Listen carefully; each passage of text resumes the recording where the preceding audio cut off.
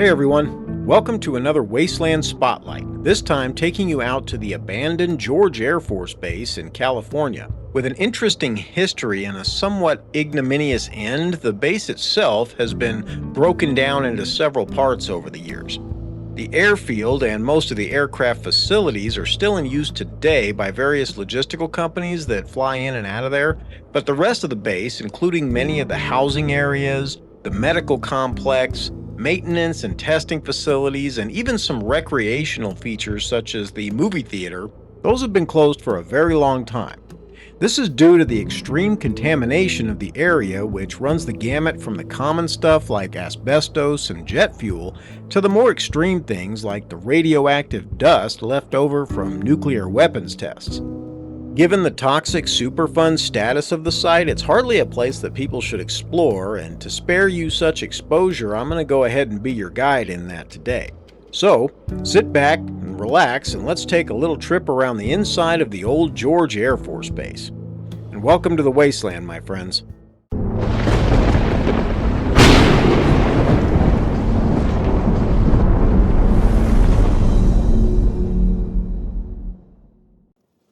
Hey guys, I'm super happy to have you join me today as we explore this old abandoned Air Force Base with its movie theater, hospital, and so many other things.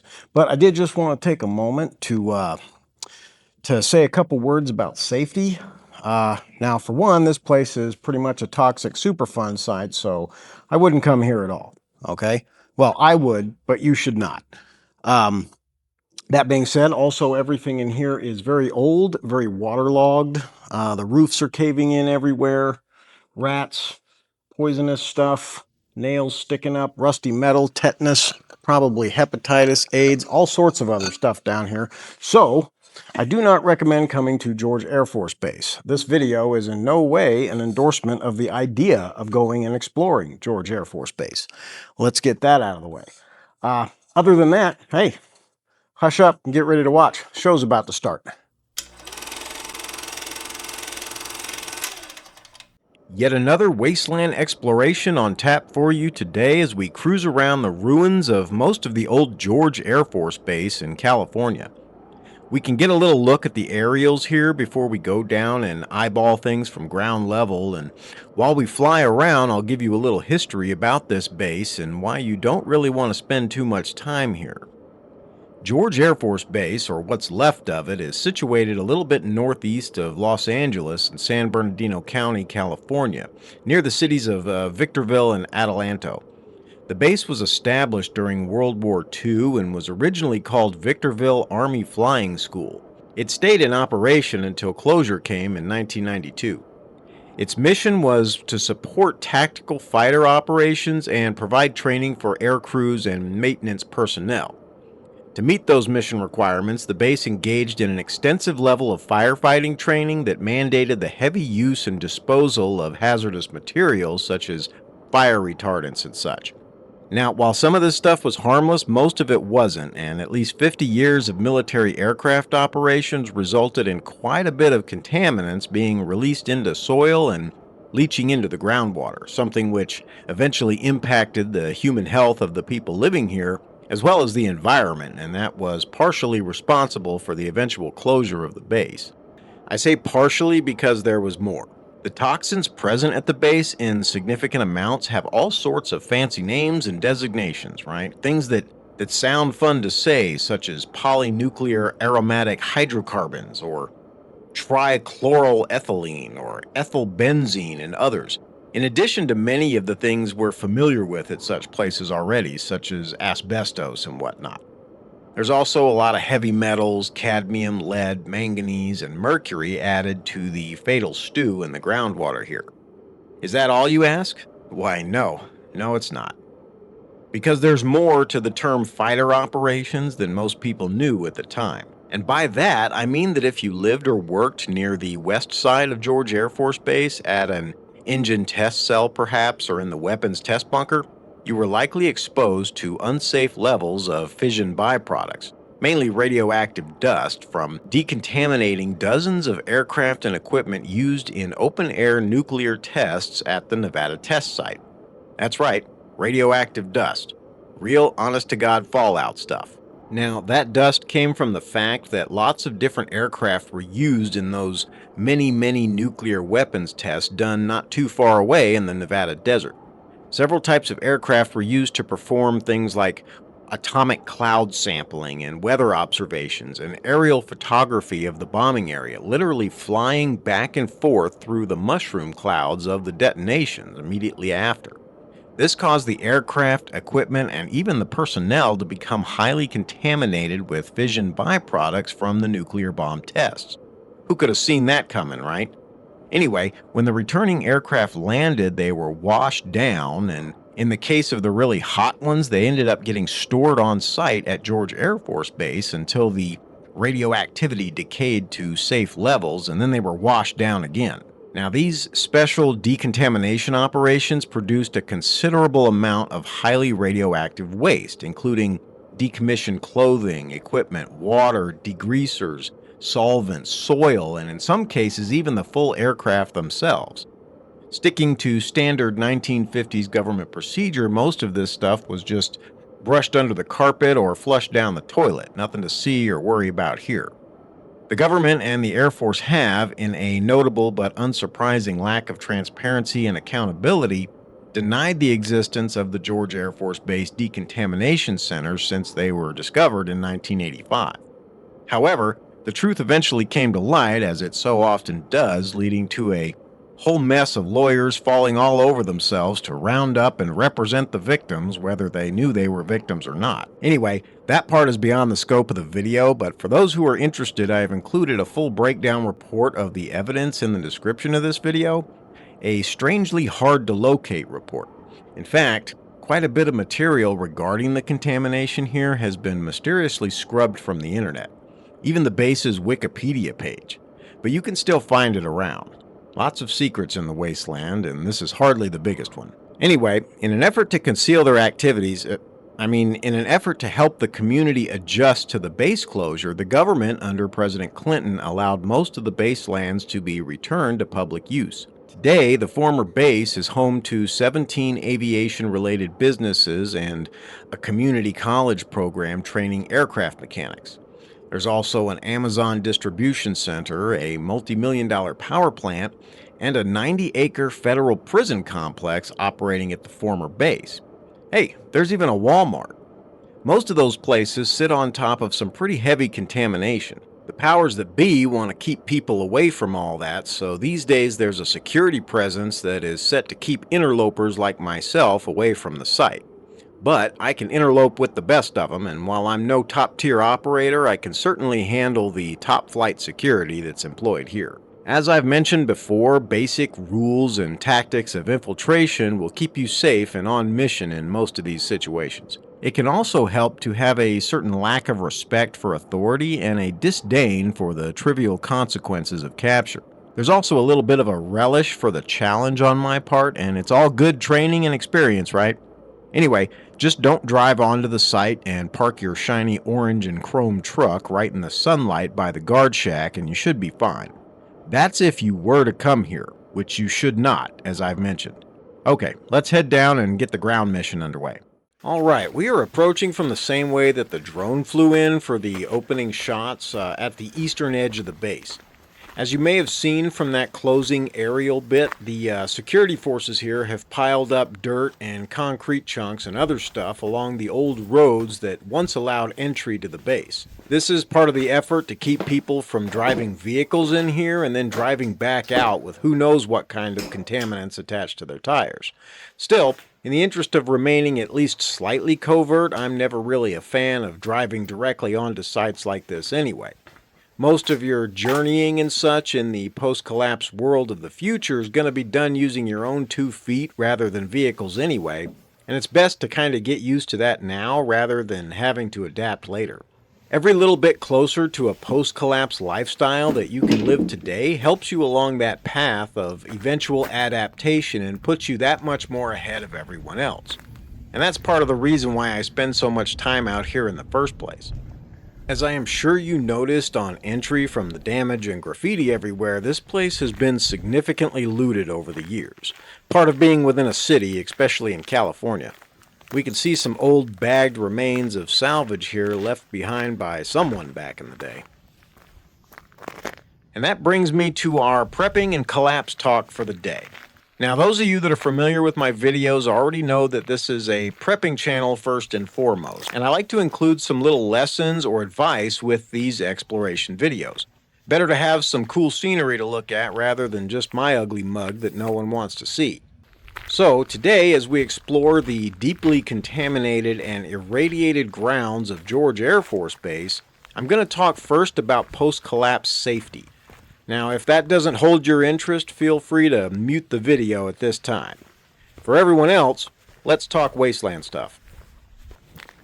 Now, I've talked before about how sites like this and others out in your own area of operations can be valuable sources of materials in a post-collapse future. And in some cases, places like this could even end up being used as locations for one's eventual bug out. Now, while that's a good thing to keep in mind, you also have to make sure that you're doing more than just recording locations on your maps and calling it a day. This site here is a great example of why that could be a very bad idea. This place here is suitable for almost nothing. The buildings, soil, and even groundwater are so contaminated that spending any time at all here is not recommended. When it comes to the post-collapse world of repurposing construction materials and looking for resources, a place like this may seem like a great site full of all sorts of stuff, but the truth is that it is barely suitable to even pass through. You definitely wouldn't want to start sawing wood or taking apart buildings, as that would kick up and release too many toxins to even list here. Same goes for using the soil for growing or drinking any water that you may find or collect. The post-collapse world has enough ways to kill you, so there's no need to add to that list. That is why it is so important to actually do in-depth research about the places that you're cataloging in your own personal wasteland. Not only do you need to familiarize yourself with the layout of the site personally through exploration, but you need to collect all the pertinent information about the land itself and what it's been used for in the past. In the world of the future, medical care is going to be low-tech and infrequently available, and that's the best-case scenario. One of the most important things you'll need to do is keep yourself healthy and uninjured in the first place. You think healthcare is inaccessible now? After collapse, it'll be mostly non-existent. Prevention is going to be of the utmost importance then, so avoiding getting sick, injured, or poisoned will be a priority. Things that are minor inconveniences today, such as an infection or needing your stomach pumped because of ingesting poison, well, in the future, those things are going to be death sentences. And death is always more than just inconvenient. Okay, in keeping with our safety theme, another little tidbit applies both to explorations today as well as after collapse. All right, and that's always remembering that you may not be alone out here. Right now, with society still existing around us just fine, there's people out here who are living pretty close to a post-collapse life. Who do you think's doing all the vandalizing and salvaging looting around here? The numbers of homeless are growing, and while many are just regular folks for whom collapse came a little bit early, others can be dangerous drug addicts, criminals, or mentally unstable. Often all three at the same time. So that means you need to take extra care when moving through such places, and again, previous research and recon will be invaluable. Now, whenever I'm out and about, I have a rule, and that rule is that the drone always goes in first. All right, drones are a relatively new development for the civilian world, but it's one that's of key importance. All right, they provide you with an eye in the sky to use to check an area for the activity or presence of others. Whether that is keeping an eye out for the smoke of cooked fires and parked vehicles or even the movements of people themselves, such recon is a key part of staying safe out here. Now, back not too long ago, drones weren't really an option, and even today they aren't for most people because of the cost associated with them, and eventually after collapse, they'll stop being an option after a short time. Still, it will be important to conduct as much distance recon of a target area as possible before entering. Now, this can be done best using high magnification optics and field glasses like good binoculars and spotting scopes. Taking a good long look at a place from a distant and elevated position is a must. You never just walk into a situation. Not now, and certainly not post-collapse. The trip into such a place will of necessity be a very roundabout one. Distance observation from multiple angles will usually require that you make a full scout around the perimeter from a little ways out, stopping occasionally to observe through your optics. But there's even more to recon than just what you can see. You also want to stop often and stay still and quiet, listening for any sounds that you can pick up. Some sounds can carry very far, especially the sounds made by tools and metal on metal and engines and whatnot. It only takes a few noises to let you know that there may be an opposing force present. Similarly, smells play a role as well. You want to make an initial approach from downwind for this reason. Campfire and cookpot smells can carry very, very far out in the wilderness, as can things such as car exhaust and chemical smells that could indicate the presence of others. So yes, you need to spend a good amount of time looking, listening, and even sniffing around the perimeter of a place before you think about venturing inside.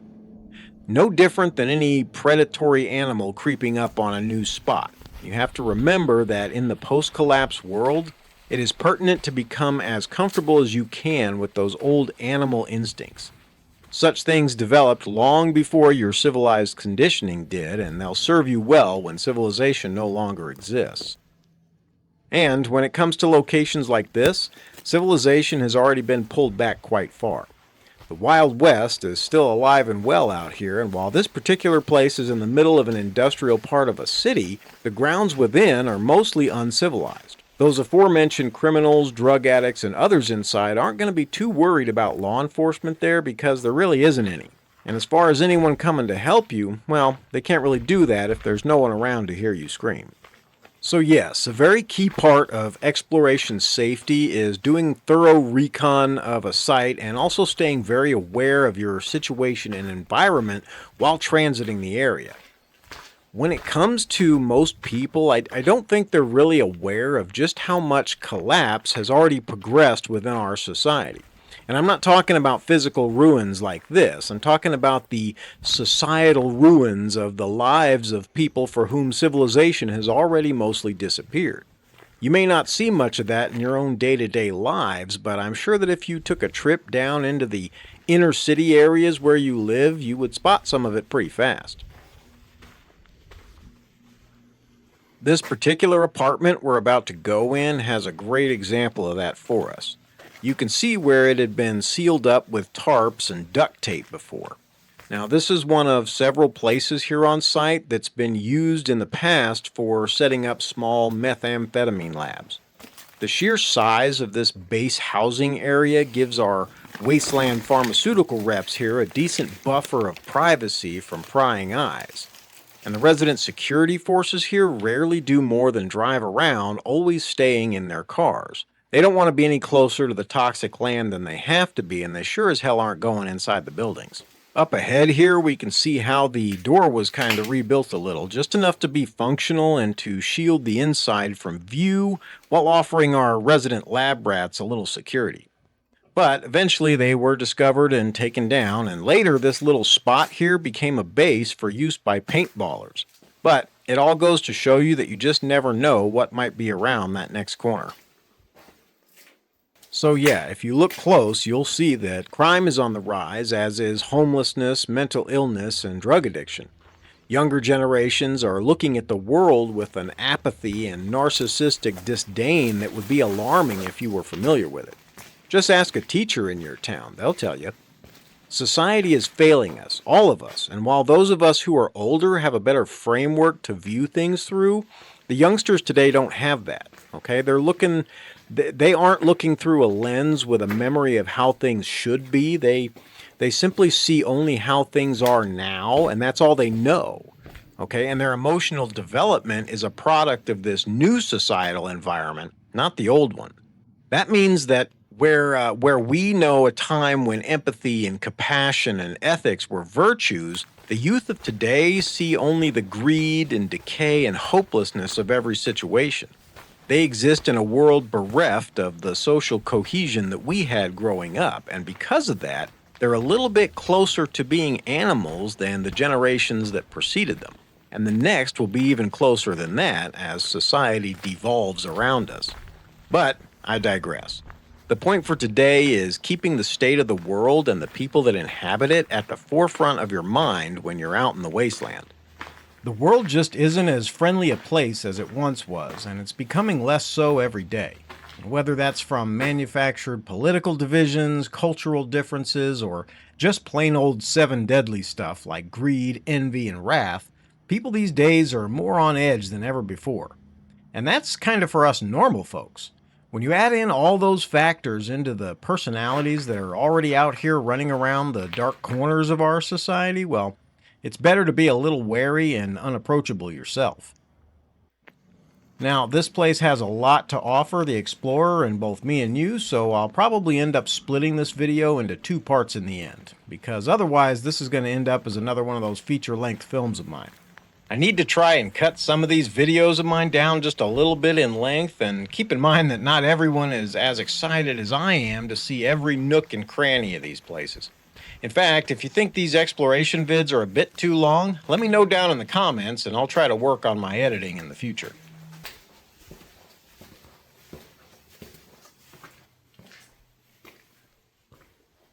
I think right about now it's time to find a place to have a little lunch break. And this looks like it'll do nicely. I don't want to set the world on fire. So good. Oh my God. There's nothing like some hot soup after a long morning of exploring one of these friggin' dumps. People are always asking me all the time, they're like, what the hell do you spend your time doing out there? Why are you never in the city? I'm in the city, it's just a ruined city. Works for me. But yeah, I spend a lot of my time out here, and I wouldn't have it any other way. Okay, time to head out and get the rest of this adventure underway.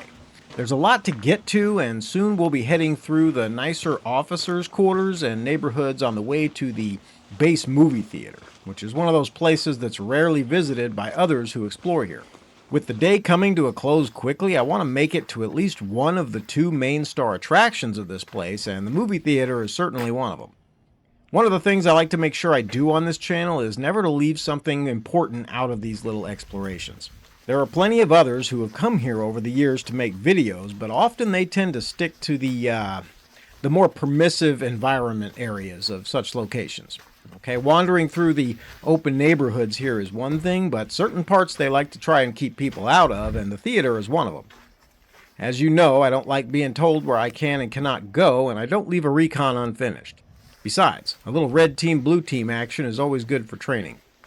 Anyway, few others have bothered to document the theater, so I shall endeavor to fill that void here on YouTube. But first we have a lot of ground to cover through the sheer immensity of this place, and I still have a lot more stuff to talk about. In keeping with our safety theme for the day, we've already talked about the dangers represented by sites when you don't have the full history of the place, such as contamination. And we talked a bit about some of the random wasteland dwellers that may end up being a threat during scouting and such. So, we're going to go ahead and move on and touch a bit on the post-collapse aspect. Mainly the existence of other groups and individuals that you may encounter after collapse. So, while society is still functioning around us, it's the abandoned and derelict places such as this one that actually hold the most dangers. But in the world of a post-collapse, post-technology future, everywhere is going to look kind of the same. Ruins are going to be the rule for urban areas, not the exception. A broken world filled with broken people will lead to the formation of various groups and cooperative efforts, and that will be a necessity. No one is going to go it alone in the wasteland, at least not for long. And that means that once the initial violence and chaos has played out, you'll begin to see the formations of new groups and new small societies. Now, this video isn't the place to go into all the crazy and different group dynamics that could be out there. I'm sure I'll do such a video in the future, but not today. Maybe go watch a few seasons of The Walking Dead and then use your imagination. The point for today's video is that you have to keep in mind that the existence of others means competition for resources, and any place that still contains a decent amount of some resource or other, that's going to be a point of contention for everyone around. Everyone will want it, and whoever manages to control it will do so only so long as they can hold on to it. So, when you think about venturing into some area, which really isn't a good idea post-collapse, you have to at least do so with a few key points in mind. Now, resource locations will be the best indicators of where you're going to find concentrations of other people. And maybe it's something like a reservoir or perhaps a big city jail and police station, possibly a grocery distribution center or an old Amazon warehouse like the one nearby here. Whatever. The possibilities are as endless as the types of resources themselves. But the point is that with society gone, locations kind of end up doing a flip-flop in terms of danger. Today, this location right here can be considered dangerous with the addicts and criminal types who make use of it and call it home, but the grounds of the Amazon distribution center nearby, well, that's completely safe. But tomorrow, that post-collapse future tomorrow, that's going to change. No one's going to want to be here in these ruins, okay? But the Amazon place, that may have been turned into some sort of warlord's fortress by now. That makes knowledge of places like this even more important. After civilization has fallen, the entire world will be open and available for the remnants of humanity to fight over. Okay, even an unfinished construction site has more potential resources than an old dump like this, and that means that this right here, this will be the least desirable spot to be. Why would anyone stay in here? There's nothing of use today, and certainly nothing after collapse. Anywhere you go, you'll find better. So, if you have to move through an urban environment, maybe going into what is left of your old city someday to scavenge for something you can't get any other way, having detailed knowledge about the places such as this that are located where you live, that can be very valuable information to know. Not that any place could really be considered safe in an urban sprawl after collapse, but there are varying degrees of danger. And when there are zero resources available, there will be few survivors hanging around. And any that do end up calling a place like this home, they'll be in sorry shape. Now, I'm sure all of this talk sounds like absolute ridiculous fantasy to most of you watching, even the other preppers. It can sound like I'm talking about playing through some new video game or reviewing a post-apocalyptic movie that's hitting theaters. You can get a good laugh from that. Highly unlikely that you'll ever be Mad Maxing your way across the ruins of Victorville. But let's call it an exercise. When me and my group do it, we call it what-ifing. Okay, we sit and come up with different scenarios and then kind of role play through it, almost like we were playing some kind of game like Dungeons and Dragons or something. And we constantly ask ourselves, what if? What if this and what if that? What if there was a nuclear war? Would an old decommissioned base like George here still be in some old Russian targeting system? What if there was a deadly bird flu outbreak that killed almost everyone? Would the nearby prison have been spared because of its natural isolation? What if I was the leader of a band of survivors who took over possession of the Amazon warehouse? How would I defend it? Would I have scouts or sentries over here in these old Air Force ruins? Sure, it can be pretty silly to think about all these highly unlikely things, but what if? And what do you have to lose by having some sort of plan for it? How does it hinder you to make sure you're aware of places like this and where they are in your area? Why not have a plan for a deadly virus, a nuclear war, or an AI apocalypse? If you regularly think about this stuff and go out into the world and explore and get used to being here, it'll stick with you. Maybe not everything, but something more than what you had before, and you just never know what kind of information will end up being useful post-collapse. Okay, my friends, we've finally made our way through most of the residential ruins, and we're coming up on the road that divides the fully abandoned from the partially in use sections of this base. The movie theater will be visible soon. You can actually start to see it right there through the trees between these two houses. Beyond that, there are some abandoned multi-story apartment buildings and administration areas that are also abandoned, but where we are now is very close to one of the areas being used as a security guard station. Going a little bit further down a few houses, we can get a look at some of those apartment building blocks I was talking about. And the white you can see behind them is actually part of a massive warehouse that is absolutely new and in use by the new logistics airfield.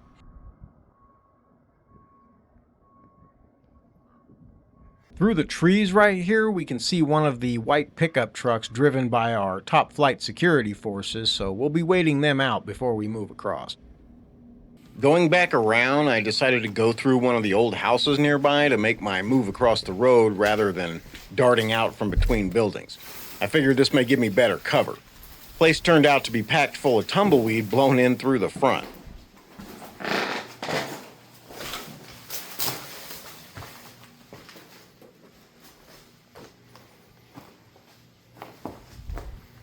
The entire front of the house was slightly blocked by tumbleweed, but I appreciate all forms of cover.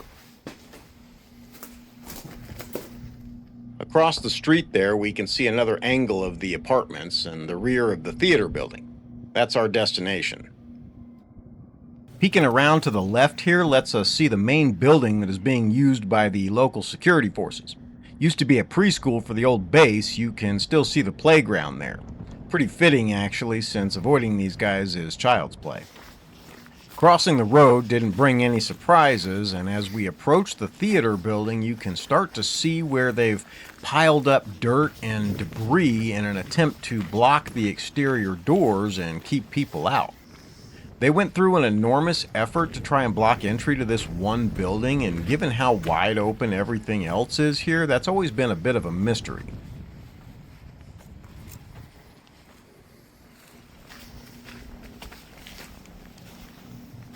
More blocked doors up here, although not as heavily blocked as they originally were. As we come up around the front, we can see the remnants of just how much stuff was pushed up here to cover the entrance. Semi-recent floods hit this building pretty hard and did us the service of destroying most of the blockage. Had to scramble up to cover real quick to avoid our red team participants out there. Caught a quick look as they cruised away, but they caught no looks at all, which is how we know we're doing it right. Alright, time to head inside. You can definitely see just how much flooding happened here to open this up. They originally went to a lot of trouble to seal the place with dirt and concrete rubble and all that, but she is sealed no more.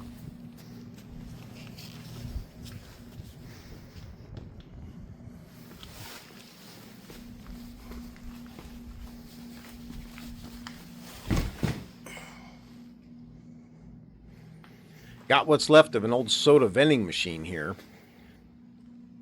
This log must have hit the barricade like a battering ram during the floods. Punched right through. We can go look at the main area of the theater first before we get to the side areas. Now, I do have to apologize a bit here, both for my camera work and for the poor quality of the shots. The image processor in my phone wasn't quite up to the task of dealing with my fast movements and the low light conditions, so we do have a bit of chop in the footage. Listen guys, I'm a prepper, not a videographer, okay? I cleaned it up the best I could in post, but it is what it is.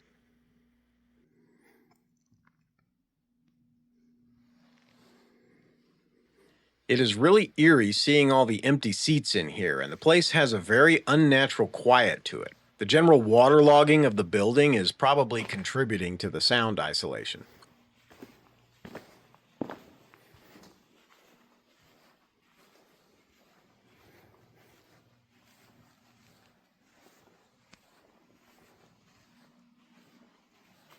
We can see that part of the front stage has collapsed. Looks like there was some fire there at some point, and the floods that ran through this place didn't help much with the structural integrity.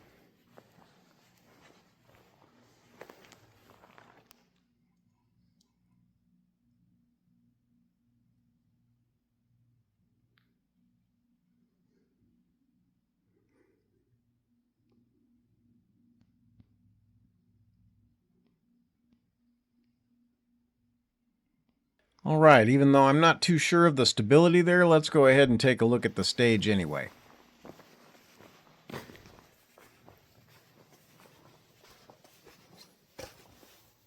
Walking up here, the floor has that spongy feel of fresh water damage, and I can tell it isn't very stable at all. Over here to the side, we have the ladder that goes up for roof and attic access, but given the state of decay in here, there's no way I want to walk across the roof.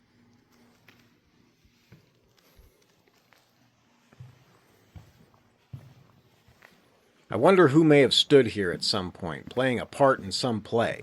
Anyone watching perhaps remember the place in its former glory? Let me know down below.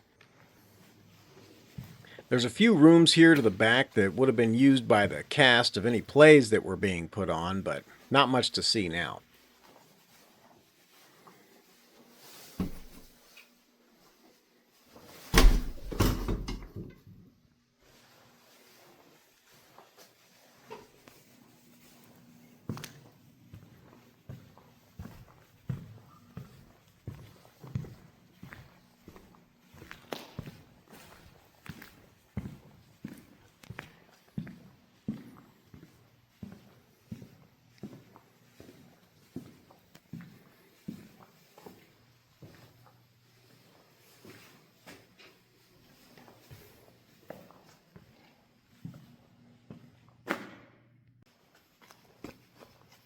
Heading back up the other aisle to the front, you can see the projector ports up near the ceiling that would have been used for both lighting during plays and film projectors for movie time.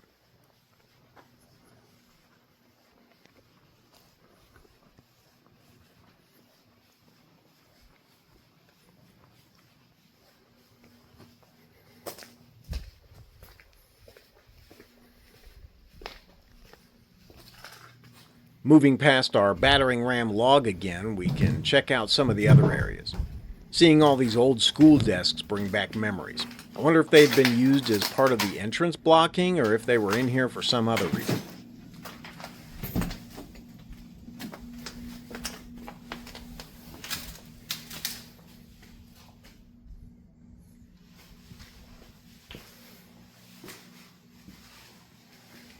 Here we have the main ticket window.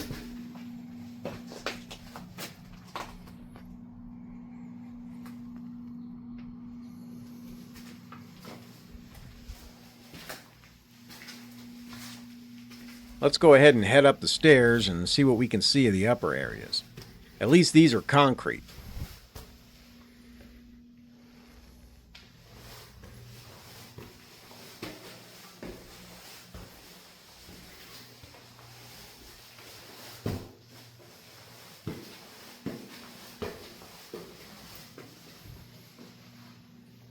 At one time, this would have been the main projector room looking out on the theater.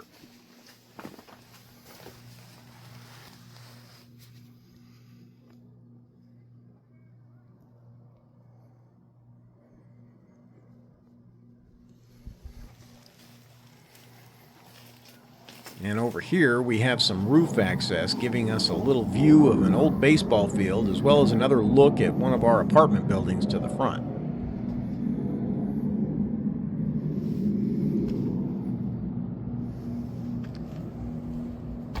We can hear aircraft from the runways nearby, so time to head back down.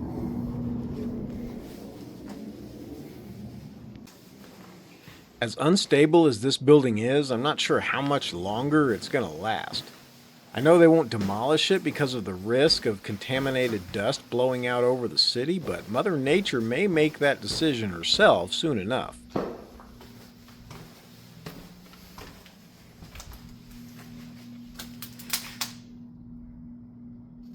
Okay, time to head to the rest of the western part of the base here, starting with this building directly ahead that was some sort of administration building, probably specifically for housing assignments on the base.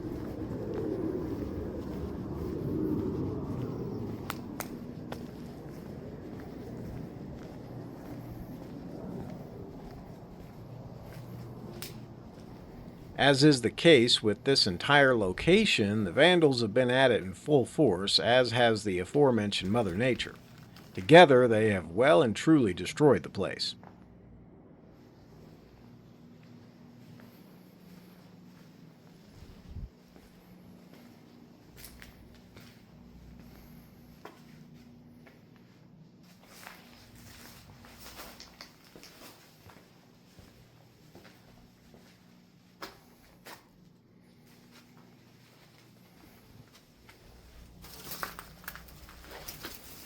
Outside, we get our first look at the apartment sections up close, and we can see that someone spent a lot of time tossing out all the furniture from the building into the yards.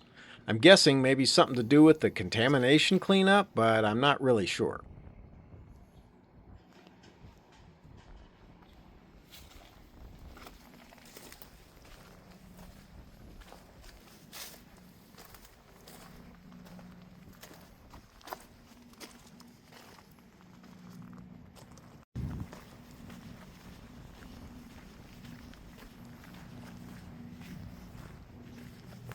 These apartments are more modern accommodations, basic single room on base quarters, commonly known as unaccompanied housing. Like these, UH quarters often feature a 1+1 layout, providing two private bedrooms with a shared kitchenette and bathroom in between. In the military, if you don't have family and you don't have lots of shiny stuff pinned to your collar, this is where you end up staying.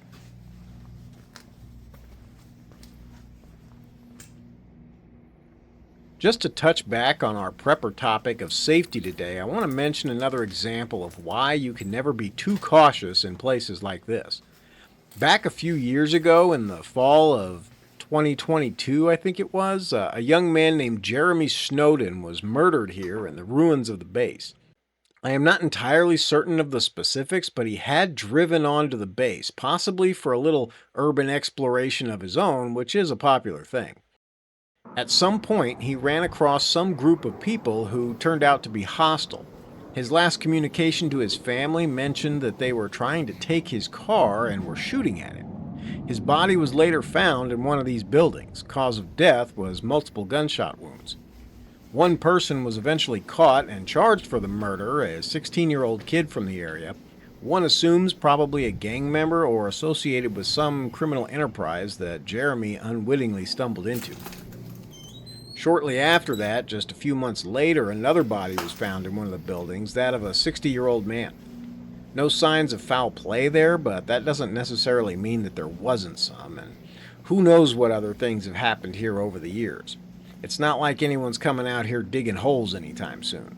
Exploration can definitely be fun and informative, but remember that places like this have more in common with the lawless post-collapse future than with the ordered society of today.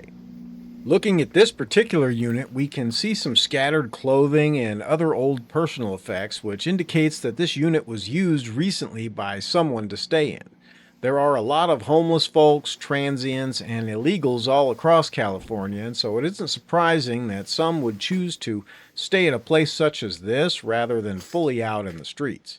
But being unaware of the toxic nature of this location and enduring prolonged exposure could turn out to be deadly in the long run.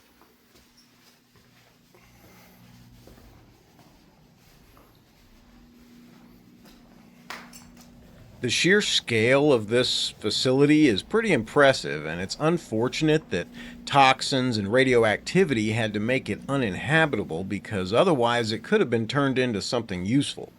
Whenever I come to places like this, I think about the people who may have once called this home, and I always have to wonder whether someday I'll be wandering through ruins like this somewhere that I used to live myself, maybe one of my old neighborhoods. There's our theater over there.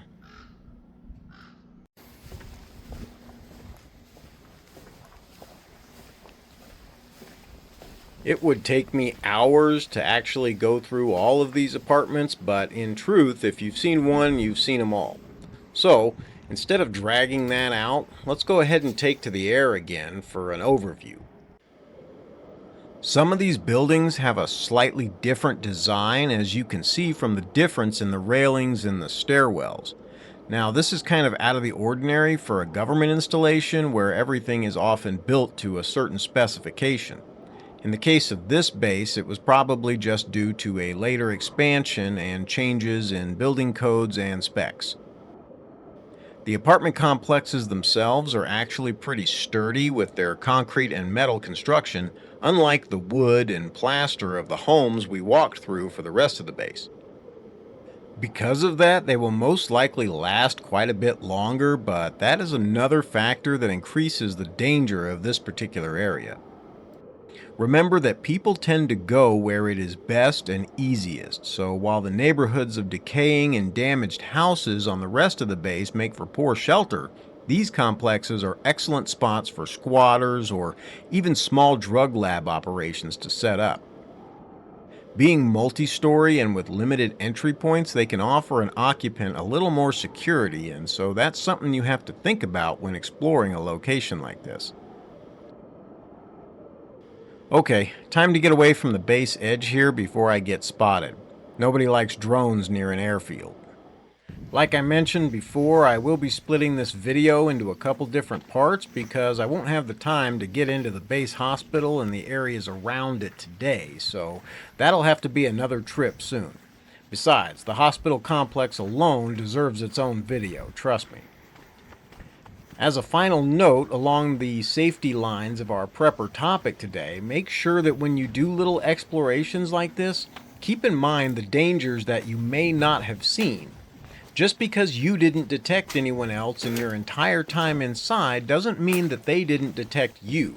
And if they did, they just may be waiting out along your back trail somewhere for you to pass back by on your way out. With that in mind, never go back out the same way that you came in. And also, don't just take the quickest route straight back to wherever you've hidden your vehicle. An opposing force may not have found you, but if they located your vehicle, they may lay in wait there or nearby. So, come at it from a different and unlikely angle, a path that you have set up in advance to give you a good line of observation to the target to make sure the area is safe. Alright, I hope you've enjoyed this little Wasteland spotlight adventure through the toxic ruins of George Air Force Base, and I also hope that maybe some of my rambling collapse prepper thoughts have stuck with you. Who knows what information may prove useful in our post-collapse future. Remember, you have to always stay safe and stay ready, my friends. It's a wasteland out there.